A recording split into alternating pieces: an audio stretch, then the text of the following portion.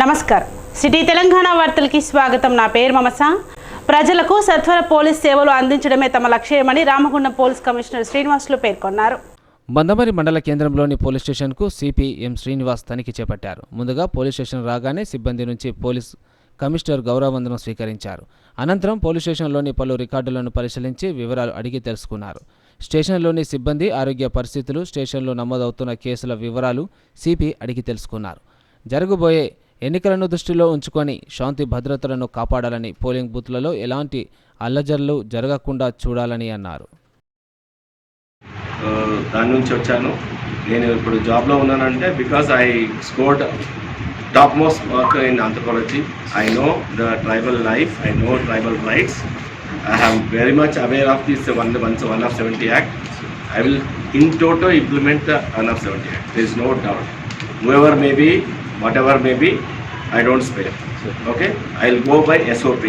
Document ఎవరికి ఉంది, అది కొత్తగా సృష్టించిందంటే మనకు ఈజీగా తెలిసిపోతుంది. అది ఎవరు సృష్టించాడు, ఎట్లా సృష్టించాడు, కొద్దిగా మేము జ్ఞానం ఏంటంటే దాంట్లో కొద్దిగా మేము మా ఆఫీసర్స్, మా ఎస్ఐస్ అందరూ కూడా ఇది నిజంగా డాక్యుమెంట్ దాని వెనక బ్యాక్గ్రౌండ్ చెక్ చేస్తే తెలిసిపోతుంది అది ఎవరికి ఉంది, ఎక్కడి నుంచి ఉంది.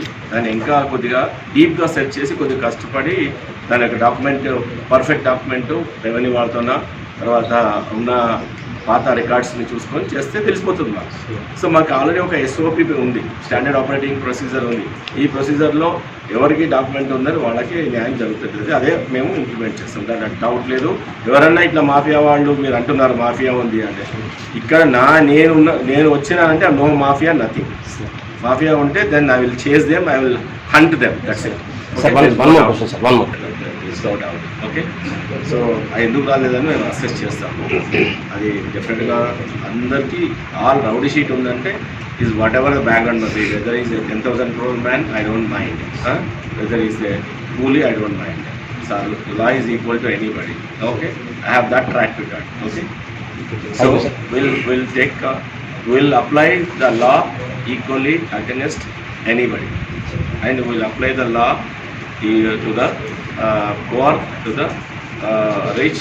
It doesn't matter. It is only the matter is whether there is a infringement of law is there or not. That's it. Okay. Thank you. We are going heavy against them. అన్నిటి మీద everything. See, yesterday also there were near 110 quintals our Janaram, they got that, and another inko Godarkanlo ఉన్నాయి. We are going against very. మన చెన్నూరుల journalist పైన దాడి జరిగింది, వాళ్ళు ఏమైనా గుర్తించారు? అది వెరిఫై చేస్తున్నారు. అది దాడియా లేకపోతే దాడి చేయించుకున్నారా? ఓకే, నెగోషియేషన్స్ చేయాలి. చాలా వరకు నెగోషియేషన్స్ చేస్తే కొద్దిగా టైం తీసుకొని కొద్దిగా వాళ్ళు అంతా వేడిలో అంతా ఎన్నో ఇష్యూస్, దానికి చాలా రిలేటెడ్ ఇష్యూ ఉంటుంది. మీకు 498 అయిందనంటే ఎవరి కావచ్చు, దాని తర్వాత ఇల్లీగల్ కాంటాక్ట్స్ కావచ్చు. ఒక సైకి ఇదంతా చూస్తుంటే ఒక చాలామంది సూసైడల్ టెండెన్సీ ఎక్కువైపోయింది, తర్వాత ఇల్లీగల్ యాక్టివిటీస్ టెండెన్సీ ఎక్కువైంది. ఇక డబ్బులు ఎక్కువైపోయినాయా లేకపోతే సుఖం ఎక్కువైందో అర్థమైతే లేదు నాకు. సో ఇక్కడ రెండు ఎక్కువైపోయింది, దానివల్ల 498 ఎక్కువైతుంది. సో నేను రిక్వెస్ట్ చేసేదంటే ఎవరైనా సరే ఇక్కడ లేడీ కానీ జెంట్ కానీ ఎవరైనా సరే ఇల్లీగల్గా వాళ్ళ సైడ్ ఇల్లీగాలిటీ ఉంది అని అంటే డెఫినెట్గా will go for the other side అంతే. ఎందుకంటే ఒకసారి ఆడిషన్ చేసినంత మాత్రాన వాడు అంటే మా సర్టన్ పీరియడ్లో ఏ మాత్రం చేయకుండా అన్నీ మొత్తం అంతా మానేసి చాలా మంచిగా ఉంటున్నాడంటే అట్లాంటి వాళ్ళకు చేయడంలో ఇష్యూ కాదు. At the same time rowdy sheet open చేయడానికి మనకేం లిమిట్ లేదు. ఇన్ని సంవత్సరానికి నేను చేయాలని లేదు, అన్లిమిటెడ్ చేయొచ్చు మేము. We have number of powers. You know that police is having powers not only in IPC, 537 acts. 537 acts we have right. Chennur Prajajyothi reporter వెంకటేష్పై దాడి చేసిన వారిని పట్టుకొని కఠినంగా శిక్షించాలని కోరుతూ రామగుండం సిపి శ్రీనివాసుకు మందమరి ప్రెస్ క్లబ్ సభ్యులు వినతి పత్రం అందజేశారు. ఈ సందర్భంగా ప్రెస్ క్లబ్ ప్రధాన కార్యదర్శి గార్ల సంజీవ్ మాట్లాడుతూ, పత్రిక విలేకరులు నిరంతరం ప్రజా సమస్యలపై కథనాలు, వార్తలు రాస్తుంటారని, వారిపై రాజకీయ నాయకులు కక్షగట్టి ఇలాంటి దాడులకు పాల్పడడం సమంజసం కాదని పేర్కొన్నారు. ప్రజాస్వామ్యంలో ఇలాంటివి తగదని హెచ్చరించారు. ప్రజాస్వామ్యంలో పత్రికా విలేకరులకు 4వ స్థానం లాంటివారని, అటు ప్రభుత్వానికి ఇటు ప్రజలకు మధ్య వారధిగా ఉంటారని, ప్రజల సమస్యలు వెలుగులోకి తెస్తేనే ప్రభుత్వం చెన్నూరు ఎమ్మెల్యే క్యాంప్ పరిష్కరిస్తుందని కార్యాలయంలో పేర్కొన్నారు. ఎమ్మెల్యే గడ్డం వివేక్ వెంకటస్వామి దంపతులు ప్రత్యేక పూజలు చేశారు. మంచిర్యాల జిల్లా చెన్నూరు శాసనసభ్యులు గడ్డం వివేక్ వెంకటస్వామి దంపతులు గురువారం నియోజకవర్గ కేంద్రంలోని క్యాంప్ కార్యాలయంలో ప్రత్యేక పూజలు నిర్వహించారు. ఎమ్మెల్యే వివేక్ వెంకటస్వామి గెలుపొందిన నాటి నుంచి ఇప్పటి వరకు ఎలాంటి సమావేశాలు క్యాంప్ కార్యాలయంలో నిర్వహించలేదు. ప్రత్యేక పూజలు నిర్వహించి తొలి సమావేశం నిర్వహించనున్నారు. నియోజకవర్గంలోని నాయకులు కార్యకర్తలు క్యాంప్ కార్యాలయం చేరుకోవడంతో క్యాంప్ కార్యాలయం నాయకులతో కొత్త శోభ సంతరించుకుంది.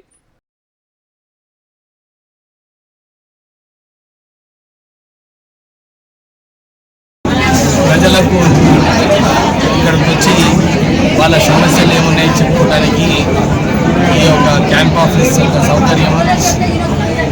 రేవంత్ రెడ్డి గారు ప్రగతి భవన్ని ఏదైతే ఇనుప కంచెల్లో ఉండేనో దాన్ని కూలగొట్టి ప్రజలకు ప్రజాపాలన అని చెప్పి ప్రజలకు ఏదైతే వెళ్ళి వాళ్ళ సమస్యలు చెప్పుకోవడానికి ఏదైతే ఫెసిలిటీ ఇచ్చినారో ఈ చెన్నూరులో కూడా ఈ క్యాంప్ ఆఫీస్ ద్వారా ఎవరికైతే ఏమైనా సమస్యలు ఉంటే వాళ్ళు చెప్పుకునే పరిస్థితులు ఇక్కడ ఉంటాయి.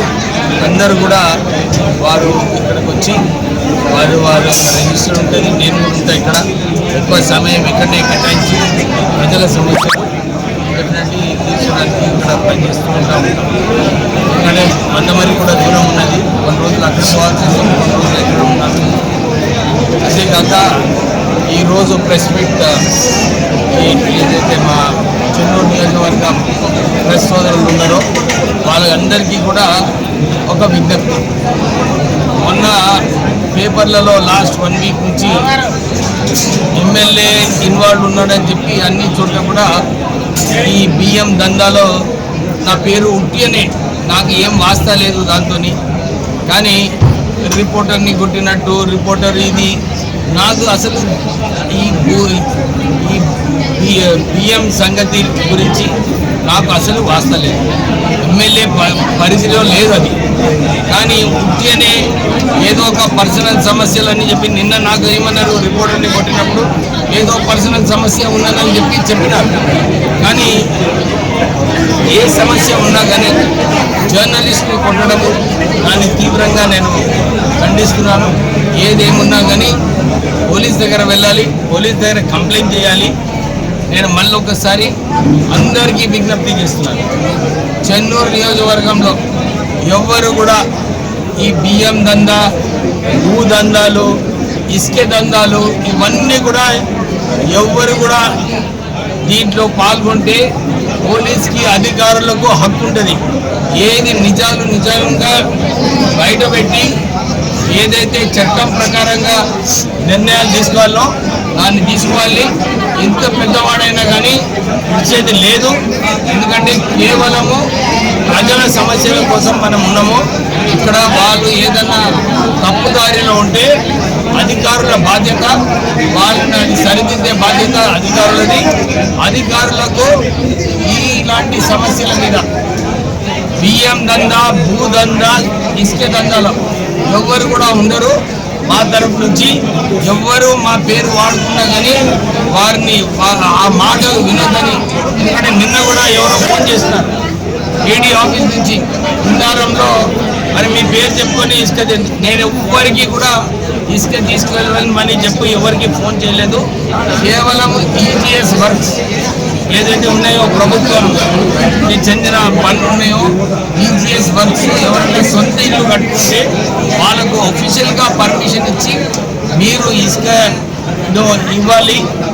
ఇక తక్కిన అన్ని కూడా ఏ లారీ పోయినా కానీ మళ్ళొకసారి పోలీస్కి స్ట్రిక్ట్ వార్నింగ్ చెప్తున్నాను.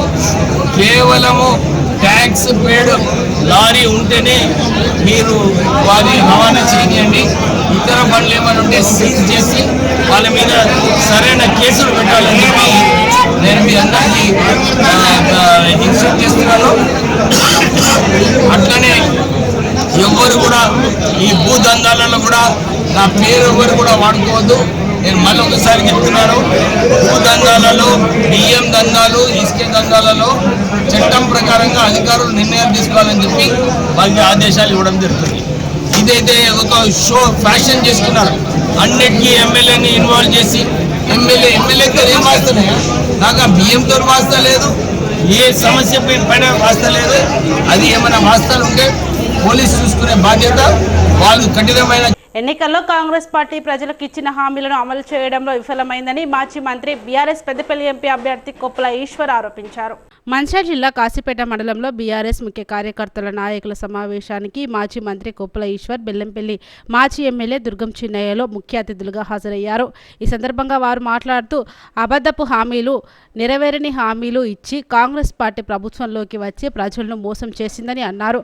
జనవరి నెలలో పెన్షన్దారులకు పెన్షన్కు ఈ నెల ఇప్పటి వరకు పెన్షన్ గానీ ప్రభుత్వ ఉద్యోగులకు వేతనాలు ఇవ్వలేదన్నారు. రైతు పెట్టుబడి సహాయం అయినా రైతు బంధు ఇప్పటి వరకు 2.5 ఎకరాల వరకే వచ్చిందని, ఆ పైన ఉన్న రైతులకు రైతు బంధు పడలేదని, ఎక్కడ చూసినా కరెంటు కోతలు, రుణమాఫీ ఊసే లేదని, రాష్ట్ర వ్యాప్తంగా రైతులకు ఇబ్బందులు మొదలయ్యాయని అన్నారు. దేశ చరిత్రలోనే ఏ ముఖ్యమంత్రి మాట్లాడిన విధంగా రేవంత్ రెడ్డి మాట్లాడే విధానం సరైనది కాదని అన్నారు. పెద్దపల్లి పార్లమెంటరీ అభ్యర్థిత్వానికి తనను ప్రకటించిన బీఆర్ఎస్ అధిష్టానానికి కృతజ్ఞతలు తెలిపారు. ప్రతి ఒక్క బీఆర్ఎస్ కార్యకర్త, నాయకులు ఏకదాటికి వచ్చి కాంగ్రెస్ ప్రభుత్వ వైఫల్యాలను ప్రజలకు తెలియజేస్తూ వచ్చే పార్లమెంట్ ఎన్నికల్లో గులాబీ జెండా ఎగరవేసే విధంగా ప్రతి ఒక్క కార్యకర్త, నాయకులు కృషి చేయాలని కోరారు. ఈ కార్యక్రమంలో జెడ్పీటీసీ పల్లెచంద్రయ్య, టీఆర్ఎస్ పార్టీ మండల అధ్యక్షుడు బొల్లు రమణారెడ్డి, తిరుపతి రెడ్డి, సహకార సంఘ chairman Badavas Neela, market committee director Manjula Reddy, Moturi Venu, Aggi Sattaiah, ఎంపీటీసీలు, నాయకులు, కార్యకర్తలు పాల్గొన్నారు.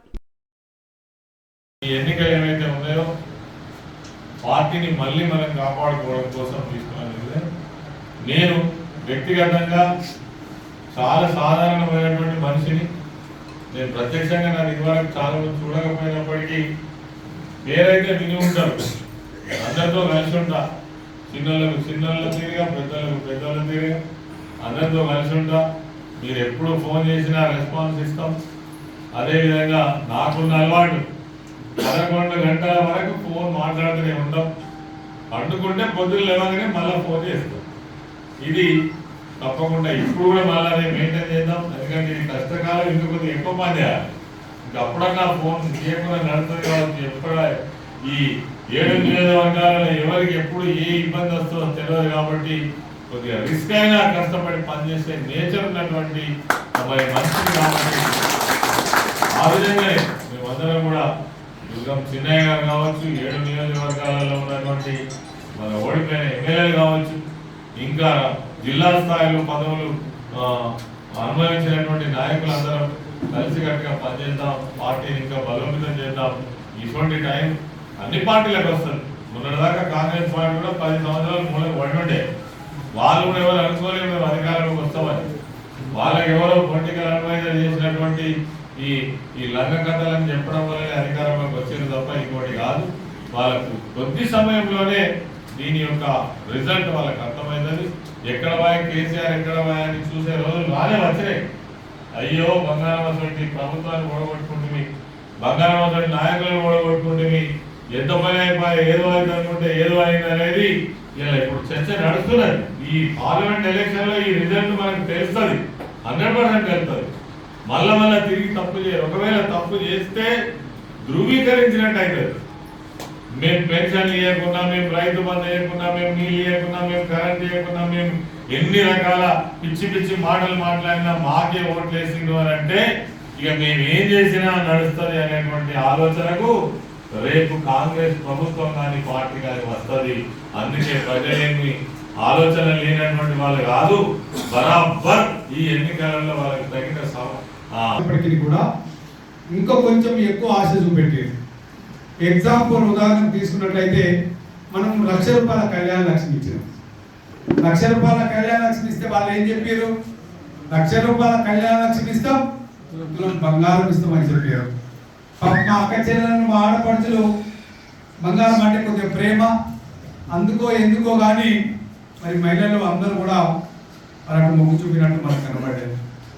అట్లాగే అమలు కానటువంటి హామీలను మహిళలందరికీ కూడా ₹2,500 ఇస్తామని చెప్పేసి, అట్లాగే గ్యాస్ ₹500 ఇస్తామని, అట్లాగే పెన్షన్ ₹4,000 ఇస్తామని, మరి మీకు ఏదైతే రుణమాఫీ చేయలేదు, మేము రాగానే 9వ తారీఖు రోజునే ₹2,00,000 రుణమాఫీ చేస్తామని చెప్పేసి వాళ్ళు మాట్లాడిన విషయం.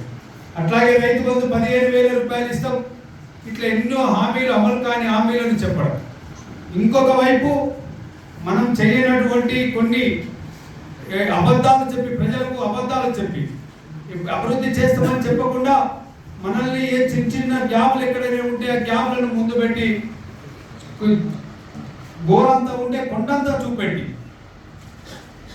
మరి వాళ్ళు మనల్ని దోషిగా, ప్రజల ముందు దోషిగా నిలబెట్టి ప్రజలను వాళ్ళు తప్పుతో పట్టించి మరి వాళ్ళు ప్రభుత్వం వచ్చేటట్టు వాళ్ళు ప్రయత్నం చేయడం నిజంగా మరి వాళ్ళు ఇవాళ ప్రభుత్వాన్ని ఏర్పరచలాగా ప్రజలు వాళ్ళని ఎన్నుకోవడం జరిగింది. నిజంగా వాళ్ళు ఎన్ని అబద్ధాలు అంటే, ఎన్ని గ్లోబల్ ప్రచారం అంటే చాలా గ్లోబల్ ప్రచారం చేయడం జరిగింది. ఉదాహరణ చెప్పుకున్నట్లయితే కాళేశ్వరము దాని ఖర్చు 84 కోట్ల రూపాయలు, 84,000 కోట్లు, 93,000 కోట్లు. కానీ వాళ్ళు ప్రజలకు ఏం చెప్పారు? 1,00,000 కోట్ల రూపాయలు మరి అక్కడ దుర్వినియోగం జరిగిందని చెప్పేసి ప్రచారం చేసింది. అయితే 93,000 కోట్ల రూపాయలు ఇవాళ ఎన్నో ప్రాజెక్టులు అక్కడ సుందిల్ల కావచ్చు, అన్నారం కావచ్చు, కాళేశ్వరం కావచ్చు, కాలువలు కావచ్చు. మన హరీష్ రావు గారు ప్రెజెంటేషన్ చేసి మనం చూసాం. హరీష్ రావు గారు ఎంత గొప్పగా జరిగిన విషయాలన్నీ కూడా చెప్పిన తర్వాత వాళ్ళు ఎంత అబద్ధం ఆడిరు ప్రజల్ని. మంచిర్యాల జిల్లా వేమనపల్లి మండలంలోని మావోయిస్టు ప్రభావిత ప్రాంతాల్లో పోలీసులు విస్తృత తనిఖీలు చేపట్టారు. మంచిర్యాల జిల్లా వేమనపల్లి మండలంలోని మావోయిస్టు ప్రభావిత ప్రాంతాలలో పోలీసులు విస్తృతంగా తనిఖీలు చేపట్టారు. పార్లమెంట్ ఎన్నికలు సమీపిస్తుండటంతో ప్రాణహిత నదీ తీరం వెంట నిఘా పెంచారు. మావోయిస్టుల కదలికలను గుర్తించేందుకు సిఐ సుధాకర్, ఎస్ఐ శ్యామ్ పటేల్ అనుమానిత ప్రాంతాలు స్పెషల్ పార్టీ, సివిల్ పోలీసులతో సోదాలు నిర్వహిస్తున్నారు.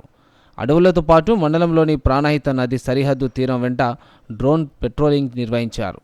ఎన్నికలు పూర్తయ్యేంత వరకు నదీ తీరం వెంట ఈ డ్రోన్ చక్కర్లు కొడుతూ అనుమానితులను గుర్తిస్తుందని వారు తెలిపారు. ప్రభుత్వం ఆర్యవైశ్య కార్పొరేషన్ ఏర్పాటు చేస్తున్నట్లు ప్రకటించడంతో మంచిర్యాలలో వాసవి క్లబ్ ఆధ్వర్యంలో పట్టణంలోని ఐబీ చౌరస్తాలో పెద్ద ఎత్తున సంబరాలు నిర్వహించారు. స్థానిక ఐబీ చౌరస్తాలో Vasavi club, Vanitha club, కపుల club, విజయం టీచర్స్ క్లబ్ ఆధ్వర్యంలో పెద్ద ఎత్తున బాణాసంచా కాల్చి సంబరాలు నిర్వహించారు. అనంతరం స్వీట్లు పంపిణీ చేశారు.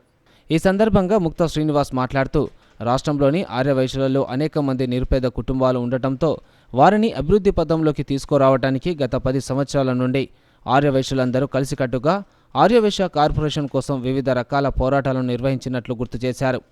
అలాగే గత ప్రభుత్వంపై అనేక విధాల పోరాటాలు, ఒత్తిడి తీసుకువచ్చి ఆర్యవైశ్యుల అభ్యున్నతికి కార్పొరేషన్ కావాలని కోరినప్పటికీ స్పందించలేదని, కానీ కాంగ్రెస్ ప్రభుత్వం అధికారంలోకి వచ్చిన వెంటనే పేద వైశ్యులకు మేలు చేయాలనే లక్ష్యంతో ఆర్యవైశ్య కార్పొరేషన్ ప్రకటించడం హర్షణీయమని అన్నారు. కలలు కంటున్న ఆర్యవైశ్య కార్పొరేషన్ను వారి కేబినెట్ ఆమోదించడం మనందరికీ సంతోషదాయకరణం. దానికి అన్నింటికన్నా ఆయనకు సహకరించిన మన జిల్లా ఎమ్మెల్యేలు కొక్కిరాల ప్రేమసారరావు గారికి, అలాగే డాక్టర్ వివేక్ గారికి, అలాగే వినోద్ గారికి కూడా మా ఆర్యవైశ్య సంఘం తరఫున మేము అందరం కృతజ్ఞతలు తెలుపుతున్నాం. ఈరోజు ఎంతోమంది ఆర్యవైశ్యులో పేదవాళ్ళు కూడా ఉన్నారు. పేదవాళ్ళకు ఒక మంచి జరగాలనే ఉద్దేశంతో ఇన్ని రోజులు మేమందరం చాలా ఫైట్ చేసాం వైశ్య కార్పొరేషన్ కావాలని. ఆ యొక్క కార్పొరేషన్ను ఈ యొక్క కాంగ్రెస్ ప్రభుత్వం రేవంత్ రెడ్డి గారి అధ్యక్షతన మాకు నెరవేరిందని మేము అనుకుంటున్నాం. జయ వాసవి గత కొన్ని సంవత్సరాలుగా వైశ్య కార్పొరేషన్ కోసం ఎదురు చూస్తున్న తరుణాల్లో నేటి కాంగ్రెస్ గవర్నమెంట్ రేవంత్ రెడ్డి గారు కార్పొరేషన్ డిక్లేర్ చేసేందుకు వారి క్యాబినెట్కి అందరికీ పేరు పేరున కేతన్పల్లి మున్సిపాలిటీ పరిధిలోని 2వ వార్డులో నిర్మించనున్న సీసీ రోడ్డు పనులను చైర్పర్సన్ జంగం కళ, కమిషనర్ మురళీకృష్ణ, కౌన్సిలర్లు పుల్లూరి సుధాకర్తో కలిసి ప్రారంభించారు. కేతన్పల్లి మున్సిపాలిటీ 2వ వార్డు జ్యోతినగర్లో సీసీ రోడ్డు నిర్మాణానికి మున్సిపల్ కమిషనర్ మురళీకృష్ణ, చైర్మన్ జంగం కళ, వార్డు కౌన్సిలర్ పుల్లూరి సుధాకర్ గురువారం శంకుస్థాపన చేశారు. ఈ సందర్భంగా వారు మాట్లాడుతూ ఎమ్మెల్యే వివేక్ ఆదేశానుసారం మున్సిపల్ పరిధిలో అభివృద్ధిలో భాగంగా మున్సిపల్ జనరల్ ఫండ్ నిధుల నుండి 2 లక్షల రూపాయలతో సీసీ రోడ్డు పనులను ప్రారంభించామని తెలిపారు. అలాగే మున్సిపాలిటీ పరిధిలో ఉన్నటువంటి అన్ని వార్డుల్లో ఎలాంటి సమస్యలు ఉన్నా వెంటనే పాలకవర్గం మున్సిపల్ అధికారులకు సమాచారం అందిస్తే వెంటనే సమస్య పరిష్కారం దిశగా చర్యలు తీసుకుంటామని అన్నారు. మా లీడర్లు మా కౌన్సిలర్లు అందరూ కలిసి ఇక్కడ కొబ్బరికాయలు కొట్టడం జరిగింది.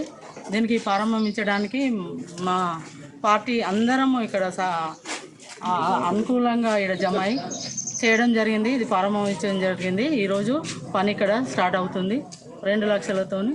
ఇక ముందు చిన్న పనులు జరిగినా ఏదన్నా కాలువ కూడినా కుంగిన మా మున్సిపాలిటీ ఆఫీసులో అప్లికేషన్ పెడితే మేము దాన్ని వచ్చి చూడడం జరుగుతుంది. దాన్ని అవసరమైతే మనకు ఎమర్జెన్సీగా ఉండేది ఉంటే దాన్ని చేయడం కూడా జరుగుతుంది. దీనికి సహకరించిన మా ఎమ్మెల్యే గారు అట్లాంటివి తొందరగా చేయమని చెప్పారు. దానికి మేము వార్డుకు తిరగడం జరుగుతుంది. ఖచ్చితంగా చేస్తాము. మీరు చెప్తే మేము వచ్చి చూసి చేస్తాము వెంటనే అని మేము చెప్పినట్టు మా కమిషనర్ గారు కూడా సహకరించి మాతోనే ఉండడం జరుగుతుంది. వార్డుకు తిరుగుతూ ఉన్నాం. వార్డు జ్యోతినగర్లో చెన్నూరు శాసనసభ్యులు గౌరవ శ్రీ గడ్డం వివేక్ వెంకటస్వామి గారి ఆశీర్వాదంతో ఈరోజు 2 లక్షల జనరల్ ఫండ్ మున్సిపల్ నిధులతో 35 మీటర్ల సీసీ రోడ్డును ఈరోజు పనులు మా చైర్మన్ జగన్ కలక్క గారు, వైస్ చైర్మన్ సాగారెడ్డి గారు, మా టౌన్ ప్రెసిడెంట్ పల్లెరాజు గారు, సీనియర్ నాయకులు అజిత్ సార్ గారు, రఘునాథ్ రెడ్డి గారు, తర్వాత గుర్నాల శ్రీనివాస్ గారు, గోపరాజన్న గారు, మాజీ ఎంపీడీసీ పుల్లూరు కళ్యాణ్ గారు, మాజీ ఎంపీపీ మాంకల్ శ్రీనివాసన్న గారు, ఇతర నాయకులు అందరి బ్లెస్సింగ్తో ఈరోజు ఈ రోడ్డు పనులు ప్రారంభించడం జరిగింది. ఇక ముందు కూడా అభివృద్ధి పనులు ఇలాగే కొనసాగుతాయి. పెండింగ్ ఆస్తి పన్ను చెల్లింపుపై 90% వడ్డీ మినహాయింపును మంచిర్యాల పట్టణ ప్రజలు సద్వినియోగం చేసుకోవాలని municipal chairman doctor Ravula Uppalaiah తెలిపారు. ఆర్థిక సంవత్సరం ముగింపు గడువు కొద్ది రోజులు ఉన్నందున 10% వడ్డీ చెల్లింపుతో పన్నులు చెల్లించాలని ఆయన సూచించారు. మంచిర్యాలలో 26,730 గృహాలు ఉండగా 18 కోట్ల ఆస్తి పన్ను రావాల్సి ఉందని, అయితే ఇప్పటి వరకు లక్ష్యాన్ని అధిగమించలేకపోయామని తెలిపారు. మున్సిపల్ కాంప్లెక్స్ అద్దెకు తీసుకున్న వారు 2,39 లక్షలు చెల్లించాల్సి ఉండగా కేవలం 84 లక్షలు మాత్రమే చెల్లించారని తెలిపారు. సకాలంలో అద్దెలు చెల్లించకపోతే 4వ రోజు షాపులకు తాళాలు వేయాల్సి వస్తుందని హెచ్చరించారు. మున్సిపల్ నల్ల కనెక్షన్ల ద్వారా 3,53 లక్షల ఆదాయం రావాల్సి ఉండగా ఇప్పటి వరకు 1,65 లక్షలు మాత్రమే వచ్చాయని, నల్ల కనెక్షన్ ఉన్నవారు అందరూ పన్నులు చెల్లించి అభివృద్ధి కోసం సహకరించాలని కోరారు.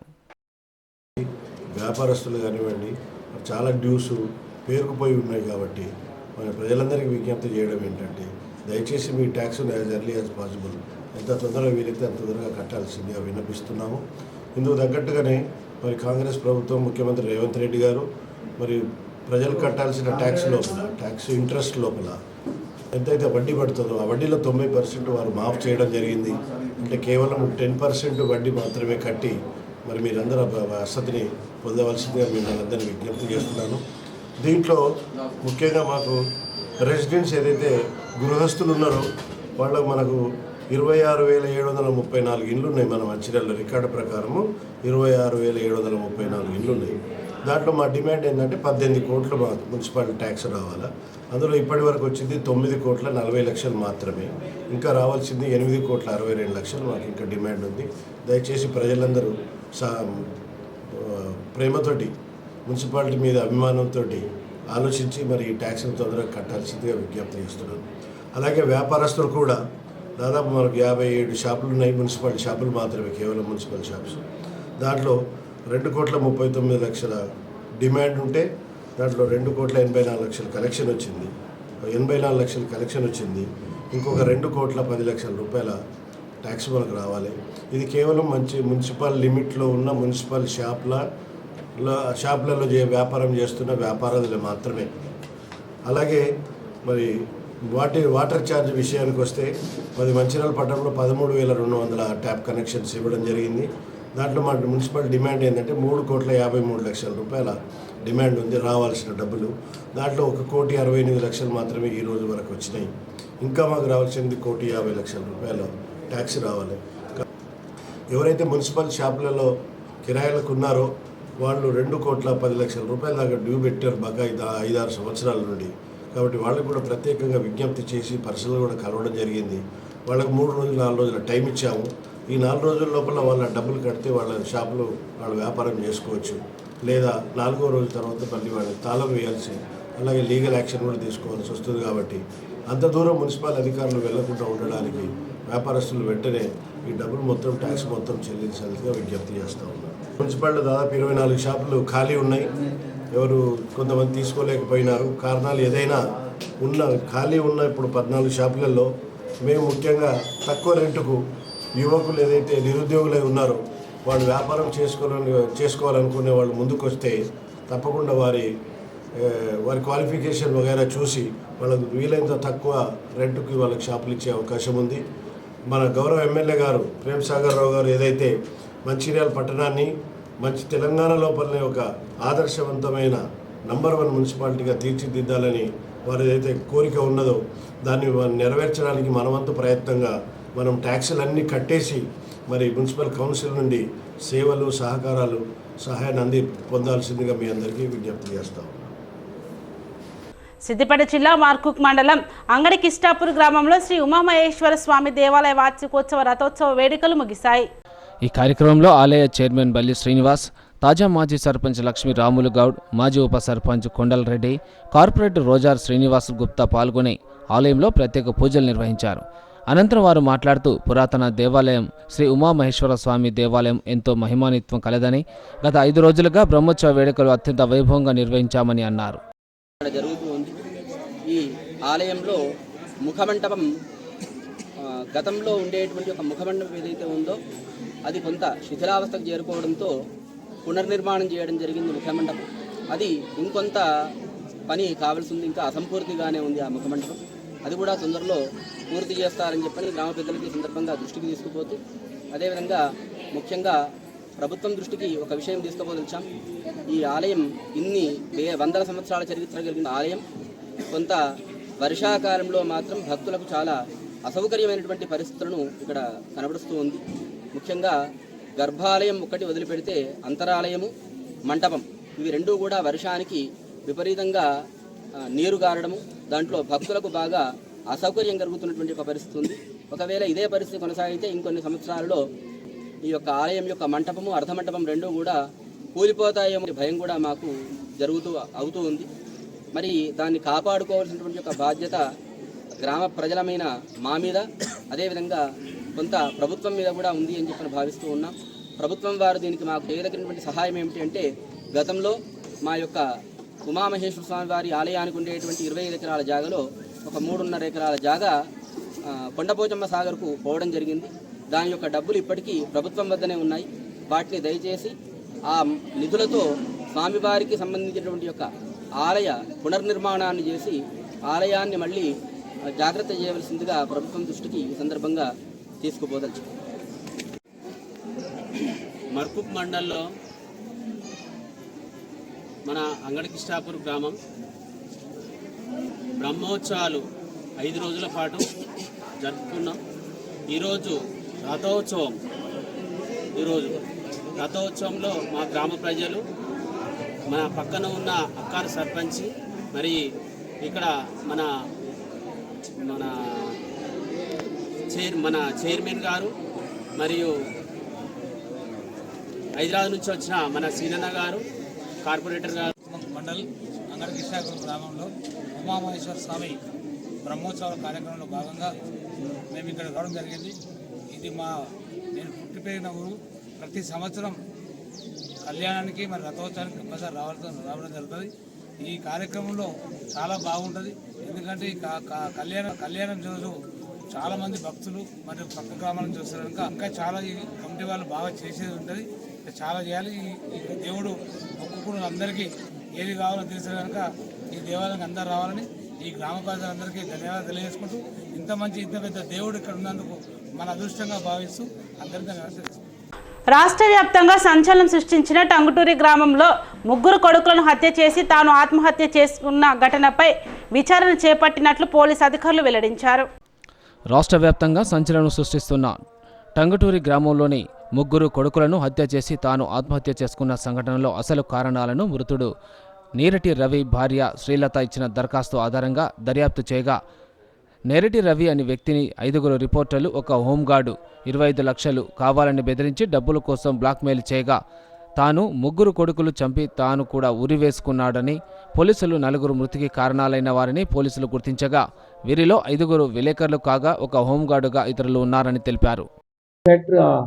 పిస్తల్ తాడు పెట్టి రావటం, అతని దగ్గర డబ్బులుండి ఆ 2.5 ఇచ్చుంటే ఇది జరగవు, ఇన్సిడెంట్ జరగవు. కనీసం ఎవరన్నా ఒకళ్ళు ముందు చెప్పినా ఒక కేసు పట్టుకోవచ్చు. క్యాష్ 5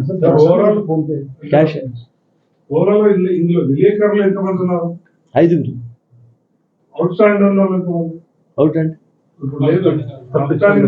అబ్స్కాండింగ్ ఇప్పుడు ప్రస్తుతం ఉంది మన దగ్గర శ్రీనివాస్ రెడ్డి, ఇతను వార్తా అతన్ని, తర్వాత సాక్షిలో ప్రవీణ్ కుమార్ ఏమో మన కస్టడీలో ఉన్నారు, ప్రొడ్యూస్ చేస్తున్నారు.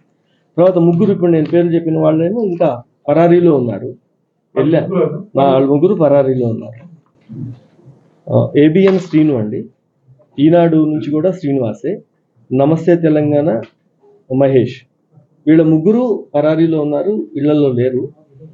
సాక్షి నుంచి ప్రవీణ్ని, వార్తా శ్రీనివాస్ రెడ్డిని అరెస్ట్ చేయడం జరిగింది.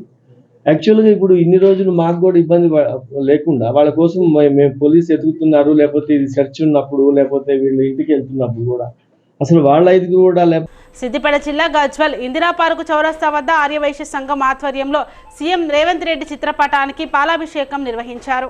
ఈ సందర్భంగా ఆర్యవైశ్య సంఘం సీనియర్ నాయకులు సిద్ది భిక్షపతి, అత్తెలి లక్ష్మయ్య, వంగపల్లి అంజయ్య, జగ్గయ్య, శేఖర్ మాట్లాడుతూ ఆర్యవైశ్యుల చిరకాల కోరిక ఆర్యవైశ్య కార్పొరేషన్ కాంగ్రెస్ ప్రభుత్వం సీఎం రేవంత్ రెడ్డి ప్రకటించిన సందర్భంగా ఆర్యవైశ్య సంఘం ఆధ్వర్యంలో సీఎం రేవంత్ రెడ్డి చిత్రపటానికి పాలాభిషేకం చేశారు. ముఖ్యమంత్రి గారు రేవంత్ రెడ్డి గారికి నమస్కారములు. మనకు ఆర్యవైశ్య కార్పొరేషన్ చేసినందుకు వారి యొక్క కృతజ్ఞతలు లోకల్ ఉన్నటువంటి నర్సారెడ్డి గారికి మరియు ప్రభాకర్ గారికి అందరి యొక్క సహకారంతో మొన్న మేము హుస్నాబాద్ పోతే కూడా ఈ విషయం చెప్పారు. చెప్తే కూడా మేము ఎట్టి పరిస్థితుల్లో మేము చేస్తున్నాము. అసెంబ్లీ మీటింగ్ పెట్టి ఆ మాట అయిపోయింది కాబట్టి నెరవేర్చినందుకు వారి యొక్క కృతజ్ఞతలు తెలుపుతూ మా యొక్క గజ్వల్ ధన్యవాదాలు. పొలం ప్రభాకర్ గారికి మరి మా ప్రభుత్వ ధన్యవాదాలు. దీన్ని పునరున అమలుపరచాలని మా ఆర్యవైశ్యుల వాసవి కన్యకాపరేశ్వర దేవాలయం వారు నిర్ణయం తీసుకొని ముందుకు సాగాలని కోరుకుంటున్నాం. మనం అందరం చాలా విషయం, వారికి కృతజ్ఞతలు తెలుపుతాం. మరియు త్వరలో కార్పొరేషన్ సంబంధించిన కార్యక్రమం తొందరగా చేయాలని మన వైశ్య సంఘం తరఫున పాలాభిషేకం చేసినాం. ఇవైపు కూడా ధన్యవాదాలు చెప్తున్నాం. తమకు సకాలంలో వేతనాలు చెల్లించాలని మందమరి సివిల్ డిపార్ట్మెంట్లో పనిచేస్తున్న కాంట్రాక్ట్ కార్మికులు డిమాండ్ చేశారు. మందమరి ఏరియాలోని సివిల్ డిపార్ట్మెంట్లో పనిచేస్తున్న కాంట్రాక్ట్ కార్మికుల తమకు కాంట్రాక్ట్ సమయానికి వేతనాలు వేయటం లేదని ఆరోపించారు. గురువారం కాంట్రాక్ట్ కార్మికులు మాట్లాడుతూ ప్రతి నెల 1వ తేదీ నుండి 10వ తేదీలోపు తమకు వేతనాలు వేస్తేనే పని చేస్తామని పేర్కొన్నారు. తమకు వాయిదాలు కట్టాల్సి ఉంటుందని గతంలో పలుమార్లు కాంట్రాక్టర్లను విన్నవించుకున్నామని, అయినప్పటికీ ఆయన స్పందించడం లేదని ఆవేదన వ్యక్తం చేశారు. అదే కాంట్రాక్టరు మిగతా చోట్ల కాంట్రాక్టు కార్మికులు ఉన్నారని, వారందరికీ వేతనాలు వేశారని, కానీ తమకు మాత్రం వేయటం లేదని వెంకటేష్ తదితరులు ఆరోపించారు. ఇప్పటికైనా సింగరేణి యాజమాన్యం, అధికారులు, నాయకులు స్పందించి ప్రతి నెల వేతనాలు సమయానికి ఇచ్చే విధంగా సంబంధిత కాంట్రాక్టర్ను ఆదేశించాలని వారు కోరారు. లోన్లు ఉన్నాయి, ఇంకా సరుకులు ఎండినాయి, అడిగినాం. అడిగితే అన్నాడు నా బిల్లు రాలే, బిల్లు వచ్చినాక నెత్తా అన్నాడు. ఇక అందుకోసం చూసి ఈరోజు ఆయన జీతాలు ఎత్తమే డ్యూటీ ఎత్తాం, లేకపోతే లేదన్నాడు. లేకపోతే పెనాల్టీ చేస్తా అన్నాడు. పెనాల్టీ అయితే మాకెందుకు ఎత్తామన్నా, మాకు నువ్వు జీతం ఎత్తనే మేము డ్యూటీ చేస్తాను, నువ్వు జీతం వేయకపోతే మేము డ్యూటీ ఎత్తలేము, పెనాల్టీ మేమేందుకు కడతాం, అది కూడా మేము మాట్లాడదాం అని మేము చెప్పినాం. చెప్తే ఇప్పుడు ఫోన్ చేసి రేపు జీతం ఎత్తా, డ్యూటీ చేయరు అంటే నాకు జీతం పట్టాక మేము డ్యూటీ చేయము, ఏదన్నా జీతం వేసినాక ఫోన్ చేసి మాట్లాడన్నా అప్పటిదాకా మేము డ్యూటీకి రామని చెప్పినాం. ఎంత రోజులు అంత రోజు స్ట్రైక్ ఇస్తాం. సివిల్ డిపార్ట్మెంట్ వాట్సాప్లో. భద్రాచలం సీతారాముల కళ్యాణానికి అందించే తలంబ్రాలకు కృష్ణాలయంలో మాజీ ఎఫ్డీసీ చైర్మన్ ప్రతాప్ రెడ్డి ప్రత్యేక పూజలు చేసి భక్తులకు అందజేశారు. ఈ సందర్భంగా వారు మాట్లాడుతూ గత 25 సంవత్సరాల నుండి రామకోటి రామరాజు చేస్తున్న ఆధ్యాత్మిక కృషి, పట్టుదలను గుర్తించిన భద్రాచల దేవస్థానం అపర రామదాసుగా కీర్తించి 150 కిలోల వడ్లను అందించడం తెలంగాణ రాష్ట్రంలోని ఏ సంస్థకు ఇవ్వని అవకాశాన్ని గజ్వేల్లోని శ్రీరామకోటి భక్త సమాజానికి ఇవ్వడం హర్షించదగ్గ గొప్ప విషయమని అన్నారు. కోటి రామలింగరాజుగా పేరు తెచ్చుకుంటూ రామకోటి రామరాజుగా పేరు తెచ్చుకున్నాడు. రామకోటి రామరాజు యొక్క సేవల్ని భద్రాచలము గుర్తించి గత సంవత్సరం 20 కిలోలు తలంబ్రాలు కొలవడానికి ఒడ్లు ఆలయం అక్కడ ఉన్నటువంటి భూముల్లో పండించినటువంటి వడ్ల ద్వారా మరి ఇక్కడ 20 కిలోలు వడ్లు దాన్ని తీసి బియ్యంగా మార్చి తలంబ్రాలుగా మార్చి రామాలయానికి పంపించినటువంటి విషయం గత సంవత్సరం జరిగింది. ఈ సంవత్సరం దాదాపు 150 కిలోలు రామ మందిరం యొక్క రామ టెంపుల్ యొక్క ఆ భూములలో పండించినటువంటి వడ్లు ఇవి. ఈ వడ్లు కూడా ఇప్పుడు మన గజ్వేల్ ప్రాంతంలో సిద్దిపేట జిల్లాలో పెద్ద ఎత్తున రామ భక్తులు ఎవరైతే ఉన్నారో వాళ్ళందరూ కూడా ప్రతి ఇంటికి ఒక ప్యాకెట్ తీసుకొని ఈ వడ్లను కనుక బియ్యంగా మార్చి తలంబ్రాలుగా మార్చి మళ్ళీ రామకోటి రామరాజు గారికి అందిస్తే ఇవి నేరుగా భద్రాచలానికి పంపించి తలంబ్రాలలో కలుపుకొని అక్కడ జరిగే కళ్యాణంలో మన వడ్లు మనం వలసిన మన శ్రమ అక్కడ ఉండి ఆ దైవం యొక్క కృప వల్ల రాముడి యొక్క కృప వల్ల మనకు కష్టాలు నష్టాలు ఏమున్నా కూడా ఇవన్నీ తొలగి అందరి ఇళ్లలో ఐశ్వర్యాలు కావాలి, ఆరోగ్యాలు కావాలి, సుఖ శాంతులు కావాలి. మనస్ఫూర్తిగా భగవంతుని ప్రార్థిస్తూ మరి ఈ కార్యక్రమాన్ని మాకు ఆహ్వానించినందుకు ప్రత్యేకంగా ధన్యవాదాలు తెలియజేస్తూ మా రాజమౌళి గారిని మాట్లాడుతున్నాను. సిటీ న్యూస్ ఇంతటితో సమాప్తం. తిరిగి ప్రసారం అయ్యే సిటీ న్యూస్లో మళ్ళీ కలుద్దాం. అంతవరకు సెలవు. నమస్కారం.